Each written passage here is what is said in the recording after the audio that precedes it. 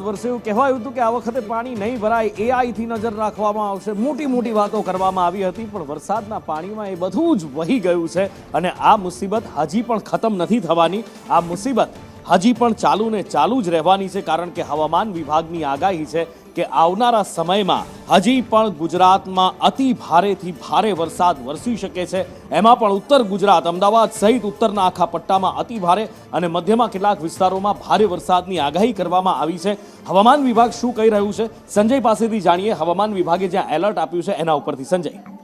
બરાબર, જે પ્રમાણે રાજ્યમાં વરસાદ પડી રહ્યો છે અને હવામાન વિભાગ તરફથી પણ એલર્ટ આપવામાં આવ્યું છે કે આગામી 7 વાગ્યા સુધી રાજ્યમાં અનેક વિસ્તારોની અંદર ભારેથી અતિ ભારે વરસાદ પડી છે, કે જેમાં ઉત્તર ગુજરાત, અમદાવાદમાં બોપલ, અમદાવાદ એસજી હાઈવે, રાયગઢ, ગાંધીનગર અને ગિફ્ટ સિટીના જે વિસ્તારો છે તેની અંદર અતિ ભારે વરસાદ 7 વાગ્યા સુધી પડી શકે છે. એ ઉપરાંત મોડાસા છે, હિંમતનગરનું ઈડર છે ત્યાં વરસાદ પડી શકે. મહેસાણા અને વિસનગરની અંદર પણ અતિ ભારે વરસાદ પડી શકે છે. પાટણ છે, પાટણ, રાધનપુર, ડીસા અને બનાસકાંઠાના રાજસ્થાન સાથેની સરહદો છે ત્યાં પણ અતિ ભારે વરસાદ પડી શકે છે. માંડવી, કચ્છના માંડવી પણ ભારેથી અતિ ભારે વરસાદ પડી શકે છે. એ ઉપરાંત અનેક વિસ્તારો, સુરેન્દ્રનગરમાં પણ ભારેથી અતિ ભારે વરસાદ પડી શકે છે.